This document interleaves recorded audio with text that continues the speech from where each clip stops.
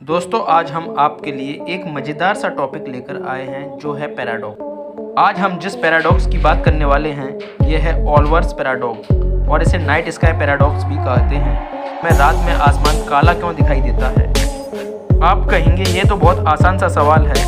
पृथ्वी सूरज का चक्कर लगाने के साथ साथ अपने एक्सिस पर भी घूमती है, जिसकी वजह से इसके एक तरफ दिन और दूसरी तरफ रात होती है और रात वाले हिस्से में पृथ्वी बाहर स्पेस की तरफ होती है, इसलिए हमें आसमान का काला रंग दिखाई देता है। लेकिन अब मैं आपसे कहूँगा कि हमारे ब्रह्मांड में सूरज के अलावा बहुत से तारे हैं, तो उनसे आने वाली लाइट यहाँ पृथ्वी पर भी उजाला देना चाहिए। लेकिन ऐसा क्यों नहीं होता है? हो सकता है कि आप कहें कि तारों से आने वाली लाइट बहुत कम होती है और इतनी कम लाइट से तो पृथ्वी पर उजाला भी नहीं हो सकता।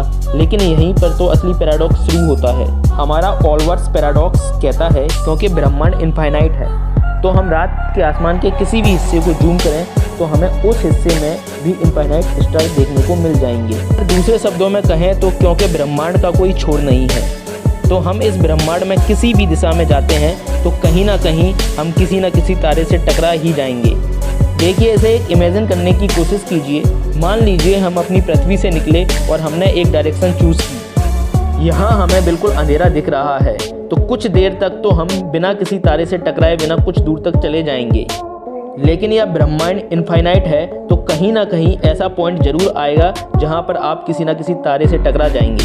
यह पैराडॉक्स यही कहता है कि हम रात के आसमान में कहीं भी देखें, इसके हर पॉइंट पर एक तारा होना चाहिए और उनसे आती लाइट हमारी पृथ्वी पर भी पड़नी चाहिए। इसका मतलब आसमान के हर पॉइंट से एक लाइट रे हमारी पृथ्वी तक पहुंचनी चाहिए। और अगर ऐसा है तो हमारा आसमान लाइट से भरा होना चाहिए, लेकिन ऐसा नहीं होता। हमें रात के आसमान में केवल कुछ ही तारे दिखाई देते हैं और बाकी पूरा अंधेरा यही है। ऑल्वर्स पैराडॉक्स, जिसका नाम एक जर्मन एस्ट्रोलॉजर हेनरिच विल्हेल्म ऑल्वर्स के नाम पर रखा गया था, यह पैराडॉक्स अचानक से एक दिन किसी के दिमाग में नहीं आया। इसकी जड़ें बहुत पुराने इतिहास में भी दबी हैं। कोपरनिकस और केपलर जैसे बड़े बड़े रिसर्चर्स इस पैराडॉक्स के बारे में जानते थे। अपने ब्रह्मांड के बारे में हम जितना भी जानते हैं उससे हमें पता लगता है कि केवल हमारा यूनिवर्स ही 9300 करोड़ लाइट ईयर जितना बड़ा है और इतने बड़े यूनिवर्स में 200 करोड़ गैलेक्सी हैं और हर गैलेक्सी में करोड़ों अरबों तारे। आप खुद ही अंदाज़ा लगा लीजिए कि केवल हमारे ऑल्वर्स यूनिवर्स में कितने ज़्यादा तारे मौजूद होंगे। और तो और हमें पता भी नहीं है कि ब्रह्मांड की असली बाउंड्री कहाँ तक जाती है, या यह इनफाइनाइट है या नहीं। अगर यह इनफाइनाइट ना होकर फाइनाइट हुआ तब भी इसमें मौजूद तारों की संख्या इतनी ज़्यादा होगी कि हमें रात में पूरा आसमान जगमगाता हुआ दिखाई देना चाहिए था। लेकिन ऐसा नहीं होता, रात हमें अंधेरे से भरी दिखाई देती है। इस पैराडॉक्स को एक्सप्लेन करने के लिए इतने सालों में लोगों ने बहुत सी थ्योरियां दी, लेकिन अफसोस उनमें से एक भी सही नहीं थी। कुछ वैज्ञानिकों ने एक्सप्लेन किया कि ब्रह्मांड में तारों का डिस्ट्रीब्यूशन एक जैसा नहीं है, यानी ब्रह्मांड के किसी हिस्से में तारे ज़्यादा हैं और किसी हिस्से में कम, और इसी वजह से जिस हिस्से में तारे कम हैं वहाँ से हम तक कम लाइट पहुँचती है और शायद इसलिए हमें रात का आसमान काला दिखाई देता है। यह थ्योरी सही हो सकती थी, लेकिन फ्राइडमान मॉडल में यह बात क्लियर हो गई कि ब्रह्मांड नॉन यूनिफॉर्म नहीं बल्कि यूनिफॉर्म है। यानी आप ब्रह्मांड के किसी भी हिस्से को उठा लीजिए, उसमें तारे, ग्रह, ब्लैक होल्स का जो डिस्ट्रीब्यूशन होगा वो बिल्कुल बाकी ब्रह्मांड जैसा ही होगा। आप रात के समय अंतरिक्ष के किसी भी कोने में देखिए, आपको हर जगह एक जैसी ही दिखाई देगी। हर पॉइंट पर लाखों तारे आपको नजर आएंगे। ब्रह्मांड का पूरा कंपोजिशन यूनिफॉर्म है, तो यह थ्योरी भी बिल्कुल गलत साबित हो जाती है। कुछ लोगों ने यह भी एक्सप्लेनेशन दिया कि ब्रह्मांड में बहुत सारी जगह इंट्रास्टेलर डस्ट से भरी हुई है, जो तारों से आती लाइट को ब्लॉक कर देती है। इस थ्योरी में यह प्रॉब्लम है कि इंट्रास्टेलर डस्ट तारों की लाइट को ब्लॉक कर रही होती है, तो केवल कुछ लाइट ही ब्लॉक कर पाती और ज़्यादा लाइट हमारी पृथ्वी तक पहुँचनी चाहिए थी।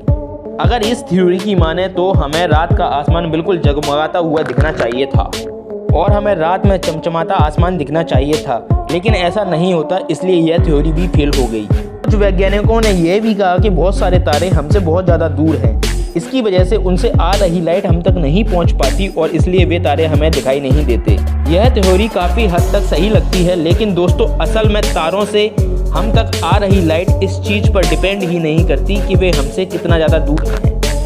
चलिए इस पॉइंट को समझने की कोशिश करते हैं। हम अपनी पृथ्वी को सेंटर मानते हुए पूरे ब्रह्मांड को बहुत से कॉन्सेंट्रिक सेल्स में बांट लेते हैं, यानी पृथ्वी को बीचों बीच में रखकर उसके चारों ओर कई गोले बना लेते हैं। पृथ्वी से सारी लेयर्स को एक कांस्टेंट एंगल पर देखें तो एंगल के फॉर्मूले से हमें पता लगता है कि अगर पहली लेयर A एरिया कवर कर रही है तो दूसरी लेयर 4A एरिया कवर करेगी और तीसरी लेयर 9A एरिया कवर करेगी। कि पूरे ब्रह्मांड में तारों की डेंसिटी सेम ही है, यानी सेम एरिया में सेम नंबर्स ऑफ स्टार होंगे। इसका मतलब है कि पहली लेयर में अगर एक तारा है तो दूसरी लेयर में 4 तारे होंगे और तीसरी लेयर में 9। तो इसका मतलब पहली लेयर से हम तक जितनी लाइट आ रही है दूसरी लेयर से उसकी 4 गुना लाइट हम तक पहुंचनी चाहिए, तीसरी लेयर से 9 गुना। लेकिन रुकिए दोस्तों, डेंसिटी ऑफ लाइट के फॉर्मूले से हम जानते हैं कि लाइट की डेंसिटी 1/R2 पर डिपेंड करती है। लेयर से हम तक जितनी लाइट पहुंच रही है दूसरी लेयर से उसकी 1/4 लाइट पहुंचेगी और तीसरी लेयर से 1/9, यानी रात का आसमान तो चमकदार ही होना चाहिए था। लेकिन दोस्तों यह क्या, हम जहां से शुरू हुए थे वहीं पर आ गए। यह थ्योरी भी सही नहीं है। चलिए दोस्तों अब जानते हैं कि इस पैराडॉक्स के सही आंसर के बारे में। एडगर एलन ने बताया था कि हमारी ऑब्जर्वेबल यूनिवर्स का साइज इनफाइनाइट है और यह यूनिवर्स इनफाइनाइटली ओल्ड भी है।